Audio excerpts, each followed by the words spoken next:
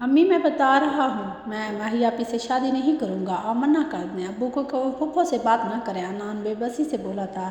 یہ منظر ہے عباسی ہاؤس کے چھوٹے سے لانج کا، جہاں چاکلیٹ کلر کے 2 صوفے سیٹ ترتیب سے رکھے گئے تھے، جبکہ درمیان میں شیشے کا میز تھا جس پر ایک چھوٹا سا گلدان پڑا ہوا تھا۔ بڑے صوفوں کے سامنے بالکل ٹی وی ٹیبل پر رکھا ہوا تھا اور اس کا ریموٹ گلدان کے ساتھ رکھا ہوا تھا۔ سیڑھیوں کے ساتھ ایک ڈائننگ ٹیبل تھا جو کچن کے دروازے سے 4 قدم دور تھا۔ بائیں طرف 2 کمرے تھے جن میں ایک گیسٹ روم کے طور پر استعمال ہوتا تھا، جبکہ دوسرا شفیق صاحب اور رقیہ بیگم کا تھا۔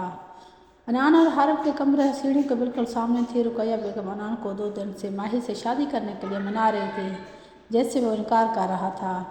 آج بھی یونیورسٹی سے گھر آتے ہی رقیہ بیگم اسے لاؤنج میں اپنے پاس صوفے پر بٹھا کر منانے کی کوشش کی تو وہ ہمیشہ والی گردن دہرانا شروع ہو گیا۔ تمہارے تو اچھے بھی مانے گئے، ہڈ حرام نکمے انسان۔ اس سے پہلے رقیہ بیگم کو جواب دیتی لاؤنج میں شفیق صاحب داخل ہوئے اور انان کو گھور کر بولے۔ انان جو لاؤنج میں اپنی ماں کے پاس صوفے پر بیٹھا تھا، اپنے باپ کی آواز پر سپرنگ کی طرح اچھل کر کھڑا ہوا تھا۔ شفیق صاحب رقیہ بیگم کے سامنے والے صوفے پر بیٹھ گئے، جبکہ انان بیچارگی کا لبادہ اوڑھے اپنی ماں کی طرف دیکھ رہا تھا، جو اپنے شوہر کے آنے پر اب بمشکل مسکراہٹ روک رہی تھی، کیونکہ جانتی تھی کہ وہ اپنے باپ سے کتنا ڈرتا ہے اور ان کے سامنے انکار نہیں کرے گا۔ امی، وہ شکوہ کرتی نگاہوں سے دھیمی آواز میں بولا تھا تاکہ اس کی آواز اس کے باپ کے کانوں تک نہ پہنچ سکے، لیکن ہائے رے قسمت، پھر بھی باپ نے سن لیا۔ کیا امی لگا رکھی ہے؟ ادھر مجھ سے بات کرو تم، اور مجھے بتاؤ کہ تمہیں کیا مسئلہ ہے تمہارے ساتھ، کیوں تم ماہی سے شادی سے انکار کر رہے ہو؟ آواز کے ساتھ انداز میں بھی رعایت کی گنجائش نہیں نکل رہی تھی۔ 20 سالہ انان منہ بسور کر رہ گیا تھا اور بالآخر ہمت کر کے بولا، ابو وہ مجھ سے 4 سال بڑی ہیں، کیا یہ وجہ کافی نہیں؟ بولتے ہوئے اس نے ہاتھ کی انگلیوں سے باقاعدہ اشارہ بھی اپنے باپ کے سامنے کیا تھا، جیسے سمجھانا چاہ رہا ہو کہ اتنے ہوتے ہیں 4 سال۔ شفیق صاحب کی پیشانی پر ان گنت بلوں نے اپنا عکس دکھایا تھا۔ اس نے میں نے انو تیری وہ پٹائی کرنی ہے کہ دنیا مجھ سے بھی منہ چھپائے گا۔ 4 سال سے کیا مطلب؟ اگر وہ 10 سال بھی تم سے بڑی ہوتی تو میں تمہاری شادی اسی سے کروا دیتا۔ میں اس مصیبت میں اپنی بہن کو تنہا نہیں چھوڑوں گا، سمجھے تم؟ اور ویسے بھی ماہی میرے ساتھ کھڑی ہو تو چھوٹی سی بچی لگتی ہے۔ شفیق صاحب نے حتی المقدور اپنے لہجے کو نرم رکھنے کی کوشش کی تھی۔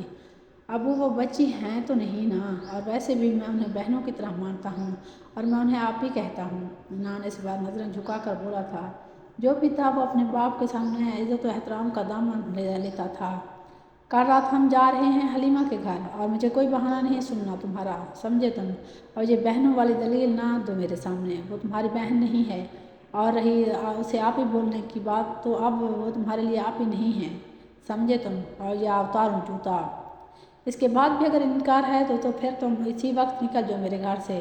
رقیہ بیگم نے مسکرا کر انان کو دیکھا جو اپنے باپ کو دیکھنے کی ہمت نہیں کر سکتا تھا۔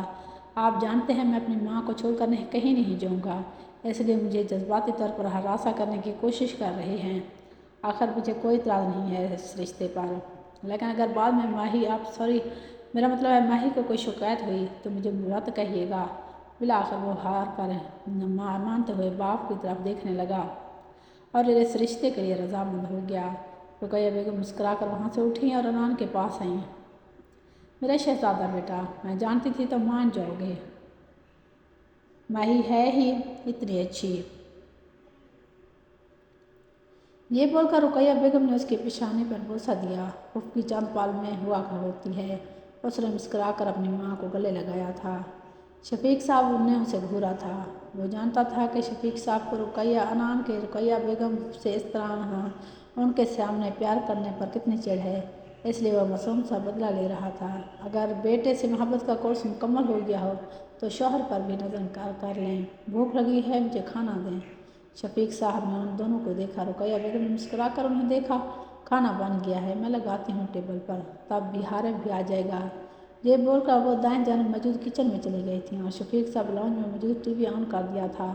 انان کو شرارت سوجی، وہ آگے بڑھا اور دبے قدموں میں باپ کے پیچھے کھڑا ہو کر جھکا اور سرگوشانہ انداز میں بولا، ویسے آپس کی بات ہے شفیق صاحب، آپ کی بیوی ہے بڑی خوبصورت۔ انان یہ بول کر بھاگ گیا تھا کیونکہ شفیق صاحب اب دائیں پیر سے جوتا کو آزاد کر رہے تھے، جو یقیناً اس کی قسمت میں ہونے والا تھا، لیکن بروقت بھاگنے پر وہ باپ کے ارادوں پر پانی پھیر گیا تھا۔ گھٹیا انسان، میری بیوی کو میرے سامنے ہی پیار جتاتا ہے۔ شفیق صاحب بڑبڑاتے ہوئے ٹی وی کی طرف متوجہ ہوئے تھے۔ عباسی ہاؤس کو جعفر عباسی نے بڑی محنت سے بنایا تھا۔ ان کا لکڑی کا ایک چھوٹا سا کارخانہ تھا جہاں سپورٹس کا سامان تیار ہوتا تھا۔ ان کی شادی ان کے چچا زاد عفیفہ بیگم سے ہوئی، جو ان کے اور ان کے گھر کے لیے باعث رحمت ثابت ہوئی تھی۔ اللہ تعالیٰ نے ان کو ایک بیٹے شفیق اور ایک بیٹی حلیمہ سے نوازا تھا۔ شفیق صاحب کی شادی انہوں نے اپنے دوست کی بیٹی رقیہ سے کی تھی، جو ایک ملنسار اور محبت کرنے والی بیوی ثابت ہوئی تھی۔ اللہ نے ان کو ایک بیٹے سے نوازا تھا۔ خوشی کو چند دن ہوئے جب جعفر صاحب دل کے دورے کی وجہ سے چل بسے۔ ابھی گھر والوں کو یہ صدمہ تازہ تھا جب 5 مہینوں بعد عفیفہ بیگم کی بلڈ کینسر کی وجہ سے وفات ہو گئی۔ دونوں بہن بھائی ایک دوسرے کی ہمت بنے اور اس صدمے سے نکلے۔ شفیق صاحب نے محنت کر کے اپنے باپ کے کاروبار کو بلندیوں تک پہنچایا تھا۔ اب وہ سپورٹس کا سامان بنانے والی فیکٹری کے مالک تھے۔ 3 سال بعد اللہ نے ان کو دوسرے بیٹے سے نوازا تھا، بڑا بیٹا عنان، جو 20 سال کا تھا اور یونیورسٹی میں زیر تعلیم تھا، جبکہ چھوٹا بیٹا حارث، جو 17 سال کا تھا اور کالج میں FSc پری میڈیکل کر رہا تھا۔ بیٹی جیسی نعمت سے وہ محروم رہ گئے تھے۔ حلیمہ کی شادی انہوں نے اپنے چچا زاد بھائی سے کی تھی، جس کا نام عباس سلیم تھا۔ عباس کا تعلق متوسط طبقے سے تھا۔ ان کی 2 بیٹیاں تھیں، بڑی ماسا جو یونیورسٹی کو مکمل کر کے اب انٹرنشپ پر یونیورسٹی میں لیکچر دیتی تھی، اور خوش قسمتی سے عنان عباسی کے ٹیچر کے عہدے پر بھی فائز تھیں۔ چھوٹی بیٹی نما عالم 15 سال کی تھی اور 9ویں جماعت کی طالبہ تھی۔ سب کزنز میں محبت بھری نوک جھونک چلتی رہتی تھی۔ 2 سال پہلے محاسبہ کی منگنی نمیر نامی ایک انسان سے ہوئی تھی، جس کے گھر والے کافی لالچی ثابت ہوئے۔ 15 دن رہ گئے تھے ان کی شادی میں جب انہوں نے عباس صاحب سے ایک کار اور جہیز کا مطالبہ کیا۔ کافی ہنگامے کے بعد بلاخر شفیق صاحب نے ان کا رشتہ ختم کیا اور ان کے سامنے عنان کا رشتہ رکھا، جس پر پہلے تو انہوں نے اعتراض کیا، مگر بعد میں شفیق صاحب کے سمجھانے پر مان گئے، کیونکہ اگر شادی اپنے مقررہ وقت پر نہ ہوتی تو وہ اپنے رشتہ داروں اور محلے والوں کے سامنے سرعام بے عزت ہو جاتے۔ شفیق صاحب نے جب رقیہ بیگم سے بات کی تو اسے کوئی اعتراض نہیں تھا، کیونکہ انہیں بھی محاسا بہت عزیز تھی۔ عنان کو اعتراض تو تھا، لیکن اسے ماہی اچھی بھی لگتی تھی۔ وہ کچھ نخرے کار کے بالآخر مان گیا تھا۔ اب قسمت کیا رنگ دکھانے والی تھی، ان کا کسی کو کوئی ان کے اس بارے میں نہیں جانتا تھا، لیکن خوشیوں نے ایک بار پھر عباسی ہاؤس کا دروازہ کھٹکھٹایا تو انہوں نے اسے تہہ دل سے خوش آمدید کہا تھا۔ ماسا ابھی یونیورسٹی سے واپس آ کر اپنے اور نما کے مشترکہ کمرے میں بیڈ پر لیٹی ہوئی تھی جب حلیمہ بیگم اندر آئیں اور ان کے پاس بیٹھیں۔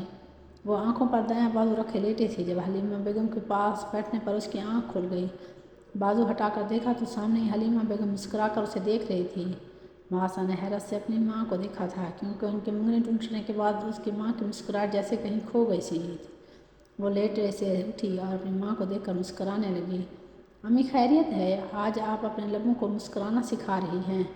ماسا نے مسکرا کر ان کے دونوں ہاتھوں کو پکڑ کر شرارت سے کہا تو حلیمہ بیگم نے اپنے مسمائی خوکی سے اسے گھورا تھا۔ بات ہی کچھ ایسی ہے، میری ماہی کا نصیب اتنا اچھا ہوگا یہ میں نے کبھی سوچا بھی نہیں تھا۔ ماسی تلخی سے مسکراتے ہوئے اپنی ماں سے جواب میں بولی، امی اگر اتنے ہی میں خوش قسمت ہوتی تو یوں بے مول نہ ہوتی دنیا کی نظروں میں۔ خیر نصیب سے کیا شکوہ کر سکتی ہوں، اللہ نے بنایا ہے اسے، یقیناً جو ہوا میرے حق میں بہترین ہوگا۔ منفی اور مثبت دونوں پہلو اس کی باتوں میں بیک وقت پائے جاتے تھے۔ اس کی ماں نے اسے غور سے دیکھا۔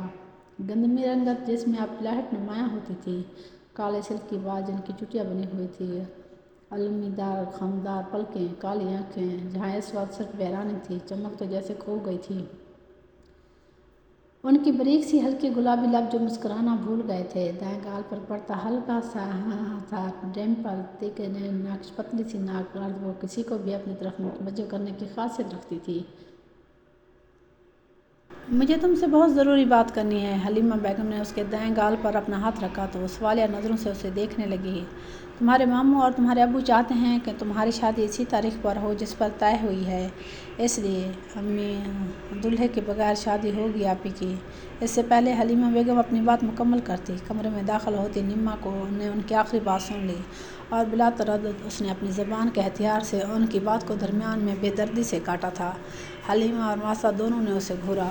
وہ مسکرا کر بیڈ پر ان کے پاس بیٹھ گئی، اپنے لبوں پر دائیں ہاتھ کی شہادت انگلی رکھ کر ان دونوں کو دیکھنے لگی، گویا یقین دلا رہی تھی کہ اب نہیں بولے گی۔ حلیمہ بیگم نے سر جھٹک کر اپنی تمام توجہ ایک بار پھر ماسا کی طرف کی۔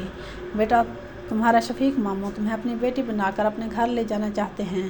مطلب یہ کہ انہوں نے انو کے لیے تمہارا رشتہ مانگا ہے، جس پر تمہارے ابو نے حامی بھر لی ہے۔ آج رات بس وہ ایک رسم ادا کرنے آ رہے ہیں۔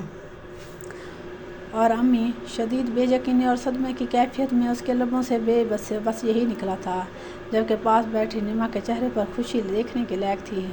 اسے اپنے عنان بھائی سے کچھ زیادہ ہی محبت تھی، اور سچ یہ تھا کہ وہ نما کی ہر چھوٹی سے چھوٹی فرمائش پوری کرنے کی کوشش کرتا تھا۔ وہ الگ بات ہے کہ بیچارہ کر نہیں پاتا تھا۔ تمہیں کوئی اعتراض ہے ماہی؟ امی مجھے تو کوئی اعتراض نہیں ہے، آپ بس ماموں کو ہاں بول دیں۔ کتنا مزہ آئے گا جب عنان بھائی ہمارے گھر آیا کریں گے، اور میں اس کھجور حارب کا نام جو نما نے رکھا تھا کی شکایتیں لگاؤں گی، اور پھر اس کی پٹائی ہوگی ان سے۔ ہائے کتنا مزہ آئے گا! حلیمہ بیگم نے باقاعدہ سر پیٹ لیا تھا نما کی چلتی زبان پر، جبکہ ماسا اسے بے یقینی سے دیکھ رہی تھی۔ نمی اگر اب تم بولی تو مجھ سے برا کوئی نہیں ہوگا۔ حلیمہ بیگم کا اس بار لہجہ کافی سخت ہو گیا تھا۔ نما نے منہ مسور کر ان کو دیکھا اور بیڈ سے اٹھ کر کمرے کی جانب دوڑ پڑی، اس سے پہلے کہ وہ پلٹ کر اپنی زبان کے جوہر پھر سے دکھاتی۔ حلیمہ بیگم نے وہیں سے اپنا جوتا لے کر اس کا نشانہ باندھا تھا۔ امی آپ جانتی ہیں کہ بدتمیز مجھے ایک آنکھ تک نہیں بھاتا، یونیورسٹی میں الگ پریشان کرتا ہے، جو اب ساری زندگی کے لیے سر پر بٹھا لوں۔ محاسن نے دانت پیسے تھے، جیسے دانتوں کے نیچے عنان کی گردن ہو۔ ماہی بس وہ تمہیں تنگ کرتا ہے، ورنہ ایس جیسا پیارا بچہ تو ہمارے سارے خاندان میں کہیں نہیں ہے۔ خیر میں یہاں تمہارے ابو کا فیصلہ بتانے آئی ہوں۔ اب ہماری عزت تمہارے انکار اور اقرار پر منحصر ہے۔ حلیمہ بیگم کی آخری بات پر انہوں نے آنکھیں چھوٹی کر کے دیکھا، جیسے کہہ رہی ہو یہ ایموشنل بلیک میلنگ نہیں۔ حلیمہ بیگم نے بمشکل مسکراہٹ کو لبوں کے زور سے دبا کر رکھا تھا۔ امی مجھے ابو کے کسی فیصلے پر کوئی اعتراض نہیں ہے۔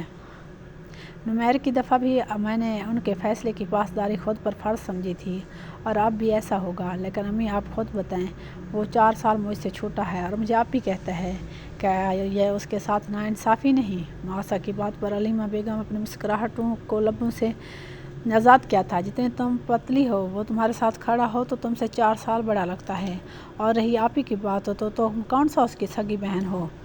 اب یہ سر تا پیر کے بغیر جو وجوہات ہیں ان کا پیچھا چھوڑو اور رات کو اچھے طریقے سے تیار ہو جانا، کیونکہ تمہارے ماموں کی ساری فیملی ہمارے گھر آ رہی ہے۔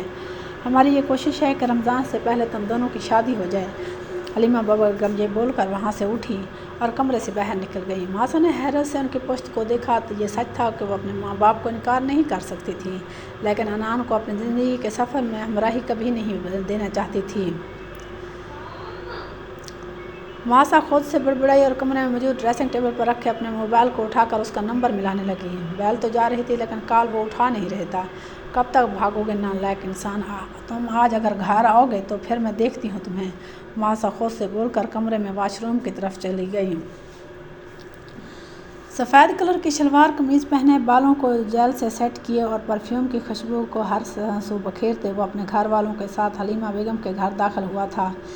چہرے پر ہلکی سی داڑھی اور لبوں پر مسکراہٹ تھی۔ ایک انجانی خوشی کے حصار میں خود کو محسوس کر کے وہ لاؤنج میں موجود سنگل صوفے پر بیٹھ گیا تھا۔ دل میں بے ساختہ ماہی کو دیکھنے کی خواہش جاگی تھی۔ اسی خواہش کو پورا کرنے کے لیے جب اس نے نگاہوں کو ارد گرد گھمایا تو مایوسی ہوئی، کیونکہ وہ کہیں نہیں تھا۔ حارب اس کی حرکات و سکنات کو بڑے غور سے دیکھ رہا تھا۔ بھائی ماہی آپ کمرے میں ہیں؟ حارب مسکراہٹ کو لبوں میں دبا کر حنان سے سرگوشانہ انداز میں بولا تو حنان اپنی چوری پکڑے جانے پر کافی شرمندہ ہوا۔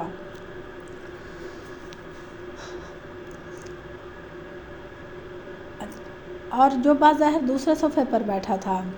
اپنی عزت کو سر عام نیلام نہ کروانا مجھ سے، بڑے بھائی والا رعب جھاڑنا فرض سمجھا تھا اس نے۔ اس سے پہلے کہ عنان کچھ بولتا، لاؤنج میں ماسا کے سلام لینے کی آواز پر وہ رخ موڑ کر اسے دیکھنے لگا۔ ہلکے لیمن کلر کے فراق پہنے، دوپٹے کو سر پر اچھی طرح سے اوڑھے، میک اپ سے پاک چہرہ لیے وہ سادگی میں بھی عنان عباسی کے دل کے دروازے پر دستک دے گئی تھی۔ بھائی منہ بند کر لو، یہ وہی ماہی آپی ہیں جو آپ کی ٹیچر بھی ہیں، حارب نے ایک بار پھر عنان کو دیکھ کر دھیمی آواز میں کہا، جو مسلسل ماسا کو نظروں کے حصار میں لیے ہوا تھا۔ عنان نے اسے گھور کر نگاہوں کا رخ بدلا تھا، جو اسے مشکل کام ضرور لگا تھا لیکن ناممکن نہیں۔ السلام علیکم ماہی آپی، کیسی ہیں آپ؟ حارب نے بلند آواز میں ماسا کو مخاطب کیا تھا، جو اپنے ماموں اور ممانی کے درمیان بیٹھی مسکرا رہی تھی۔ وعلیکم السلام رابی، میں ٹھیک ہوں، تم کیسے ہو؟ عنان کی موجودگی کو سرے سے نظر انداز کرتے ہوئے وہ حارب سے بولی تھی۔ ابھی تک تو وہ ٹھیک نہیں ہوں، لیکن آپ کے آنے سے بالکل ٹھیک ہو جاؤں گا۔ حارب کی جو میں نے بات پر عنان اور ماسا نے بیک وقت ایک دوسرے کو دیکھا تھا، ان کی نگاہیں سراپے سوال تھیں تو مقابل کی آنکھوں میں ناراضگی کی تھی۔ ماسا نے شکایتی نظروں سے اسے دیکھ کر رخ موڑ لیا تھا۔ نمی کہاں ہے حلیمہ؟ رقیہ بیگم نے اس کی غیر موجودگی کو محسوس کرتے ہوئے لانج میں لکڑی کی کرسی پر برجمان حلیمہ سے پوچھا تھا۔ اس سے پہلے حلیمہ بیگم کوئی جواب دیتی، نمی کچن سے نکلی اور سب کو سلام کر کے وہ سب کے سامنے مشروب اور دیگر لوازمات رکھنے لگی۔ شفیق صاحب اور رقیہ بیگم سے وہ باقاعدہ گلے ملی تھی، جبکہ عنان نے مسکرا کر اس کے سر پر ہاتھ رکھا تھا، جبکہ حارب تو اسے دیکھ کر منہ بسوتے ہوئے رخ موڑ گیا تھا۔ نما دل میں سوچتے ہوئے آگے بڑھے اور مشروب کا ایک گلاس اٹھا کر جان بوجھ کر اس سے اس طرح لڑکھڑائی کہ وہ مشروب کا گلاس حارب کے کپڑوں کا ستیہ ناش کر گیا تھا۔ حارب صدمے سے اپنی صفائی شلوار قمیض کو دیکھ رہا تھا۔ نما معصومیت سے لبا دوڑے اس سے معذرت کرنے لگی۔ ایم سوری رابی، وہ پتہ نہیں کیسے میرا پاؤں مڑا اور مشروب تم پر گر گیا۔ لہجے میں احساس و ندامت تھا اور آنکھوں میں موجود شرارت سے وہ اسے گھور کر لانج میں موجود واش روم کی طرف چلا گیا۔ میں کھانا لگاتی ہوں۔ ماسا یہ بول کر اپنی جگہ سے اٹھ کر کچن میں چلی گئی، جبکہ نما عنان سے باتوں میں مصروف ہو گئی۔ سوکھی گاجر، اب تو دیکھ تیرا کیا حال کرتا ہوں۔ تصور میں وہ نما کو وارننگ دینے والے انداز میں بڑبڑایا۔ کھانے سے فارغ ہو کر رقیہ بیگم نے ماسا کو ایک انگوٹھی پہنائی، جبکہ شفیق صاحب نے اسے 5000 کے 4 نوٹ دیے۔ آنکھیں لمحے میں نم ہوئی تھیں، لبوں پر کپکپاہٹ تھی۔ حلیمہ بیگم نے اسے اپنے احسار میں لے کر اسے چپ کروانے کی کوشش کی، تو وہ اپنے ضبط کا دامن چھوڑ گئی تھی۔ پھر رقیہ بیگم نے آگے بڑھ کر ان دونوں کو چپ کروایا تھا۔ لڑکیوں کے ان آنسوؤں کی قیمت شوہر بیچارے ساری عمر بھگتتے ہیں۔ عنان بڑبڑایا تو حارب نے بامشکل مسکراہٹ کو لبوں کو آپس میں پیوست کرتے روکا تھا۔ 3 گھنٹے وہاں رکنے کے بعد وہ واپسی کے لیے روانہ ہوئے تھے۔ اس دوران ماسبہ کا بالکل بھی موقع نہیں ملا تھا عنان سے بات کرنے کا۔ صبح یونیورسٹی میں بات کرنے کا سوچ کر وہ پرسکون ہو کر سو گئی تھی۔ گھڑی پر وقت دیکھتے ہوئے وہ بڑی کوفت کا شکار ہوئی تھی، کیونکہ یہ اسی کے لیکچر کا وقت تھا۔ بہرحال ذمہ داری نبھانے کے لیے وہ اٹھی اور اپنے ڈپارٹمنٹ سے سیدھے BBA ڈپارٹمنٹ کی طرف گئی، جہاں 5ویں سیمسٹر کی کلاس میں اس کی معاشیات کا لیکچر تھا۔ کلاس میں داخل ہوئی تو سب اسٹوڈنٹس نے احترام کھڑے ہو کر اس کا استقبال کیا، سوائے عنان عباسی کے، جو سب سے پچھلی نشست پر شہزادوں کی طرح برجمان فرصت ماسبہ کے تاثرات دیکھ رہا تھا۔ ماسا کی پیشانی پر بیک وقت 3 بلوں نے اپنی جگہ بنائی تھی اور وہ چاہنے کے باوجود بھی اپنا لہجہ نارمل نہ رکھ سکی۔ Mister Anan Abbasi, stand up! اس کی آواز میں اس کا غصہ ہر کوئی محسوس کر سکتا تھا، لیکن کوئی نہیں جانتا تھا کہ غصے کی اصل وجہ کیا ہے۔ عنان سنجیدگی سے کھڑا ہو گیا، لیکن اس کی آنکھوں میں خفگی کے تاثرات ابھرے تھے۔ مطلب صاف تھا کہ اسے ماسبہ کا یہ مخاطب کرنا پسند نہیں آیا تھا۔ باقی تمام اسٹوڈنٹس کو اس نے بیٹھنے کا کہہ دیا تھا، سوائے عنان کے۔ پھر 1.5 گھنٹے کے لیکچر میں عنان کھڑا ہی رہا تھا، اور اس دوران ماسا نے غلطی سے بھی اسے دیکھنے کی کوشش نہیں کی تھی، کیونکہ جانتی تھی کہ اس کا پارا سوے نیزے پر ہوگا۔ لیکچر لے کر وہ باہر نکلی اور اپنے ڈپارٹمنٹ کی طرف جانے ہی لگی تھی، جب کسی نے اس کا ہاتھ پکڑ کر اسے سیڑھیوں کی جانب کھینچا تھا۔ مقابل نے اس کے لبوں پر ہاتھ رکھ کر اس کے چیخ کا گلا گھونٹا تھا۔ ماسا خوف سے آنکھیں بند کر گئی تھی۔ عنان نے غصے سے اس کے چہرے کو دیکھا، پھر دنیا بھر کی معصومیت نے بسیرا کر لیا تھا۔ اس کے دائیں بازو کو کمر کے پیچھے موڑ کر اسے دیوار سے لگایا، وہ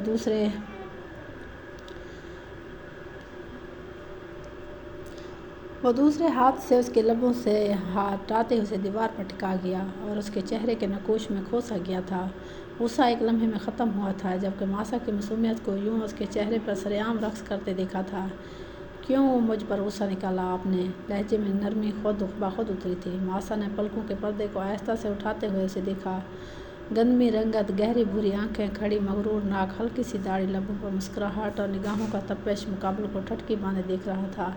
آپ کا ہونے والا شوہر میں ہوں، میں گھر پر، اور آپ میری مسز یہاں آپ کا اسٹوڈنٹ ہوں، جو آج اپنی سزا کی وجہ سے جاننے کے لیے کھڑا ہوا ہے۔ ماسا نے اسے گھورا اور دانت پیستے ہوئے سے گویا ہوئی۔ شادی کے لیے اقرار کیوں کیا تم نے؟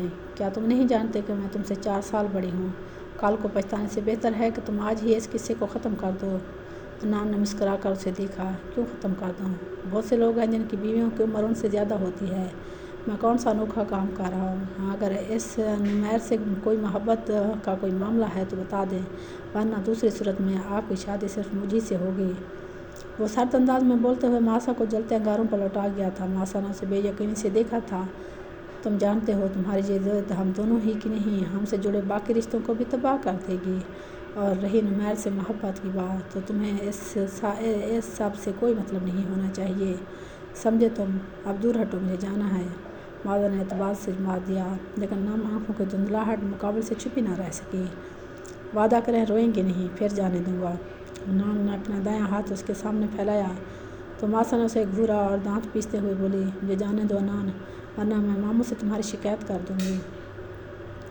اس معصومانہ دھمکی پر کوئی جان ہی نہ چھوڑے گا آپ کی، خیال رکھیے گا۔ اس بار برداشت کی ہے آپ کی سزا، اگلی بار نہیں کروں گا۔ مسکراتے لہجے میں بول کر وہ اس کے بالوں کو جو کھینچنے کی وجہ سے دوپٹے سے باہر نکلے تھے اس کے چہروں سے ہٹانے لگا تو ماسا نے بر وقت اس کا ہاتھ جھٹک کر اس کا ارادہ ناکام بنا دیا۔ وہ مسکراتے ہوئے پیچھے ہٹا اور وہاں سے چلا گیا، جبکہ ماسا نے جلدی سے اپنے بالوں کو دوپٹے کے اندر کور کیا اور خود کو کمپوز کرتے ہوئے اپنے ڈپارٹمنٹ کی طرف چلی گئی تھی۔ انان کھا رہا تو سامنے لاؤنج میں حارب صوفے پر لیٹا تھا۔ اس نے اپنا بیگ اس کے اوپر پھینکا اور خود صوفے پر بیٹھ گیا۔ حارب انان کو گھورتے ہوئے اٹھا تھا، بھائی میں ابو سے شکایت کروں گا آپ کی۔ حارب بیگ کو دوسرے صوفے پر رکھتے ہوئے مصنوعی خفگی سے بولا، بس ابو کے نام سے ڈرانے کی ضرورت نہیں ہے، اب جاؤ اور جا کر آپ میرے لیے پانی لے آؤ۔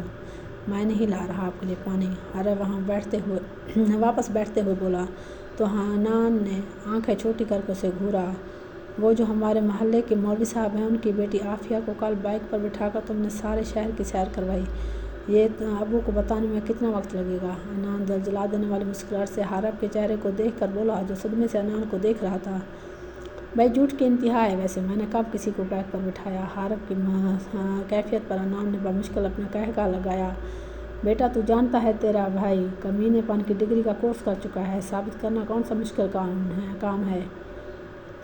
فوٹو شاپ کس مرض کی دوا ہے؟ انان نے یہ بولتے ہوئے اس کے آگے اپنے موبائل کی اسکرین کی جس میں بائیک پر وہ واقعہ ایک لڑکی کے ساتھ بیٹھا ہوا تھا۔ کافی غور کرنے پر معلوم ہو رہا تھا کہ وہ نقلی تصویر ہے۔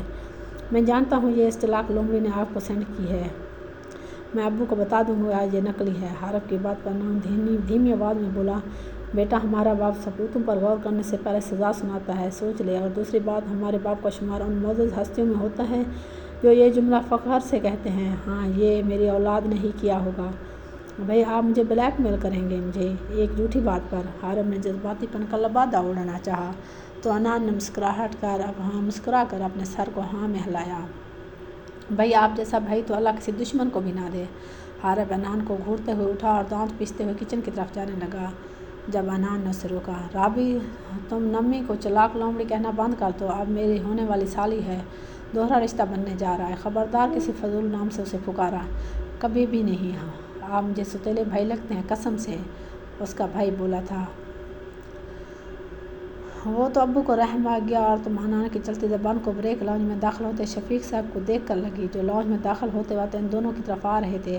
حارب نے ان کی نظروں کا تعاقب کیا تو مسکراہٹ ضبط کر کے جان بوجھ کر اونچی آواز میں بولا، انان اسے گھور رہا تھا۔ شفیق صاحب نے ناسمجھی سے دونوں کو دیکھا اور قریب آتے ہوئے بولے کہ اس کے ماں باپ کے بارے میں باتیں ہو رہی ہیں۔ شفیق صاحب کا لہجہ بارعب ہونے کے ساتھ ساتھ دھیما اور نرمی لہجی اختیار کیے ہوئے تھا۔ انان نے التجائیہ نظروں سے حارب کو دیکھا جو مسکراہٹ ضبط کرتے اپنے سر نفی میں ہلا رہا تھا، ابو وہ بھائی حارب ابو کے لیے پانی لاؤ، تب تک میں امی کو بلاتا ہوں جو نرگس خالہ کے گھر گئی ہوئی ہیں۔ انان موبائل کو ایک ہاتھ سے دوسرے ہاتھ میں لہراتے ہوئے بولا۔ حارب اس کی بات کا مطلب سمجھتے ہی منہ بسور کر کچن کی طرف چلا گیا، ابو میں امی کو بلا کر لاتا ہوں۔ شفیق صاحب سوالیہ نظروں سے انان کو دیکھ رہے تھے جب انان یہ بول کر وہاں سے بھاگنے والے انداز میں باہر گیا تھا، انتہائی کوئی ڈھیٹ اور نکمی اولاد ہے میری۔ شفیق صاحب بڑبڑاتے ہوئے حارب کی طرف متوجہ ہوئے جو کچن سے پانی لا رہا تھا۔ اگلے دن وہ یونیورسٹی پہنچی تو پارکنگ ایریا میں ہی انان اپنے ایک دوست کے ساتھ باتیں کر رہا تھا۔ وہ اسے مکمل نظر انداز کرتے ہوئے وہاں سے جانے لگی تو انان کے الفاظ اس کے قدموں کو روکنے پر مجبور ہو گئے تھے۔ بس حمزہ کیا بتاؤں، ابو زبردستی کر رہے ہیں میرے ساتھ، حالانکہ ماہی 4 سال بڑی ہے مجھ سے۔ انان کی ماں حسا کی طرف پوچھ تھی جبکہ حمزہ کا چہرہ ماسا کو صاف نظر آ رہا تھا۔ ماسا کا دل شدت سے چاہ رہا تھا زمین پھٹے اور وہ اس میں سما جائے، اس قدر اس کی ذات بے معنی تھی۔ یہ سوچ کر ہی اس کے حواس سلب ہو رہی تھی کہ انان کے ساتھ شفیق صاحب زبردستی کر رہے ہیں۔ آہستہ سے قدم اٹھاتے ہوئے وہ خود کو کمپوز کر کے وہاں سے جا چکی تھی، لیکن آنکھوں میں دھندلاہٹ قدموں کی مضبوطی کو آزمانے کا کام بخوبی کر رہی تھی۔ گئی کیا؟ عنان نے حمزہ سے دھیمی آواز میں بولا تو حمزہ نے مسکراتے ہوئے اس کے دائیں کندھے پر پنچ مارا۔ ذلیل انسان، وہ تو کب کی جا چکی ہے۔ عنان نے جلدی سے رخ موڑا، لیکن وہ جا چکی تھی۔ ہے، ان کو تنگ کرنے کا ایک الگ ہی مزہ ہے۔ مجھے تو لگا کہ ایک آدھ سنا کر جائیں گے، لیکن یہ ٹرین تو بغیر رکے ہی چلی گئی۔ عنان دائیں ہاتھ کو اپنے سینے پر رکھ کر حمزہ کو گرنے والے انداز میں پیچھے ہوا۔ حمزہ نے بار وقت اسے تھاما۔ بیٹا، اتنا تنگ کرنا جتنا تم بعد میں سہنا بھی ہے، حمزہ اسے خود سے دور دھکیلتے ہوئے بولا تو عنان نے اسے گھورا۔ تم سے بڑا کمینہ نہیں ہوں میں۔ عنان یہ بول کر یونیورسٹی کے اندر بھاگا تھا، کیونکہ حمزہ اپنے آستین چڑھاتے ہوئے اس کی طرف بھاگ رہا تھا۔ اس کے بھاگنے پر وہ بھی اس کے پیچھے بھاگا تھا۔ محاسا نے اس دن بعد جیسے خاموشی اختیار کر لی تھی۔ شادی کی شاپنگ میں بھی وہ سر درد کا بہانہ بنا کر جانے سے ٹال دیتی تھی۔ وقت کا کام ہے، گزر ہی جاتا ہے جیسے تیسے بھی۔ محاسا نے یونیورسٹی سے ایک ہفتے کی چھٹی لے لی تھی۔ آج مہندی کا دن تھا، ان دونوں کی مہندی کی رسمیں ایک ساتھ ہونی تھیں۔ عباس ہاؤس کو رنگ برنگی روشنی سے سجا کر اس گھر کی رونق کو دگنا کر دیا گیا تھا۔ حلیمہ بیگم کے سسرالی رشتہ دار بھی وہاں پر مدعو تھے۔ محاسا پیلے رنگ کی فراق پر پھولوں کے زیور پہنے، دوپٹے کو سر پر اچھے سے سیٹ کیے، گلابی لیپ گلوز لگائے بہت خوبصورت لگ رہی تھی۔ گندمی رنگت بنا میک اپ کے چمک رہی تھی۔ گال کی کمی پہلو میں بیٹھے عنان نے پوری کر دی تھی، جو کسی ریاست کے شہزادے کی طرح۔ اس کے ساتھ سفید شلوار قمیض پہن کر گلے میں میرون کلر کی چنری کی مفلر کو طرح اوڑھے وہ مسکراتے ہوئے پاس بیٹھی محاسا کو ہر 2 منٹ کے وقفے کے بعد نظر ڈال کر اسے خود میں سمیٹنے پر مجبور کر رہا تھا۔ انتہائی کوئی نظر باز انسان ہو تم۔ محاسا اس کے مسلسل خود کو دیکھنے پر جھنجھلا کر بولی تو عنان نے مسکرا کر اسے دبا لیا۔ ابھی تو میں نے کچھ بھی نہیں کیا، لیکن کل کی گارنٹی میرے پاس نہیں ہے۔ عنان کی 2 معنی بات پر محاسا نے اسے گھورا اور دانت پیستے ہوئے بولی، تم سے ہر قسم کی توقع کی جا سکتی ہے تاڑو انسان، اور کل کی کل دیکھی جائے گی۔ جواب میں عنان نے کچھ کہنے کے لیے منہ کھولا تھا کہ اسٹیج پر حارب اور نما لڑتے ہوئے ان کے پاس پہنچے۔ چڑیلوں کا منہ نہیں لگنا مجھے، جاؤ یہاں سے۔ حارب نما کو گھورتے ہوئے عنان کی طرف بڑھ گیا، جبکہ نما نے رونے والی شکل بنا کر عنان کو دیکھا تھا۔ رابی کیا بولا ہے نمی کو؟ تمہیں ذرا تمیز نہیں ہے کہ گھر آئے مہمانوں سے کیسے بات کرتے ہیں؟ عنان نے دھیمی مگر سخت آواز میں حارب کو ڈانٹا تو اسٹیج پر موجود باقی تینوں پر جیسے سکتہ طاری ہو گیا۔ حارب نے ایک نظر نما کو دیکھا اور بوجھ کو بنا کچھ کہے اسٹیج سے اتر گیا۔ نما نے شرمندگی سے سر جھکا لیا۔ سوری آپی، سوری بھائی، لیکن اس کی غلطی نہیں تھی۔ نما منہ بنا کر بولی تو عنان نے مسکرا کر اسے دیکھا، جبکہ محاسا نے اسے گھورا اور بنا اپنے دلہن ہونے کا لحاظ کیے بغیر وہ نمی کو سخت سے سخت سنانے لگی۔ نمی، شرم نام کی کوئی چیز ہے تم میں یا کوئی نہیں؟ چھوٹی ہو تم، اب تمہیں ہر ایک چیز بتانی پڑتی ہے، اتنا خیال رکھو۔ محاسا غصے کی وجہ سے سرخ ہو رہی تھی۔ عنان نے مسکرا کر اس کے چہرے کو دیکھا، کہا، چلو گلال تو بکھرا گالوں پر، اب وجہ غصہ ہو اس سے کیا فرق پڑتا ہے؟ عنان خود سے بڑبڑایا تو نما اور محاسا نے ناسمجھی سے اسے دیکھا۔ نما، جلدی جاؤ، رابی کو بلا کر لاؤ، ورنہ تمہاری آپی جن نظروں سے مجھے دیکھ رہی ہے، مشکل ہے کہ یہاں تمہاری واپسی تک زندہ رہوں۔ عنان ڈرنے کی ایکٹنگ کرتے ہوئے بولا تو نما مسکراتے ہوئے اسٹیج سے اتر کر حارب کی طرف چلی گئی۔ آئندہ اگر تم نے رابی کو بے وجہ ڈانٹا تو مجھ سے کوئی برا نہیں ہوگا۔ محاسا نے اسے گھورتے ہوئے وارننگ دی تھی، جبکہ عنان مسکرا کر تھوڑا سا اس کی طرف جھکا اور بولا، یقین مانیے میرا آپ سے زیادہ برا اس تقریب میں کوئی بھی نہیں ہے۔ محاسا، جو اس کے جھکنے کی وجہ سے تھوڑا سا پیچھے ہوئی تھی، اس کی بات پر وہ اس کے نزدیک ہوئی اور اسی کے انداز میں بولی، منع کر دو شادی سے، ابھی بھی وقت ہے تمہارے پاس۔ اس کی بات پر عنان نے بمشکل اپنے اندر اٹھتے غصے کو ہاتھ کی مٹھی پر بنا کر کنٹرول کیا تھا اور بنا کچھ کہے اسٹیج سے اتر کر اپنے دوستوں کی طرف چلا گیا تھا۔ محاسا کی نظروں نے دور تک اس کا پیچھا کیا تھا۔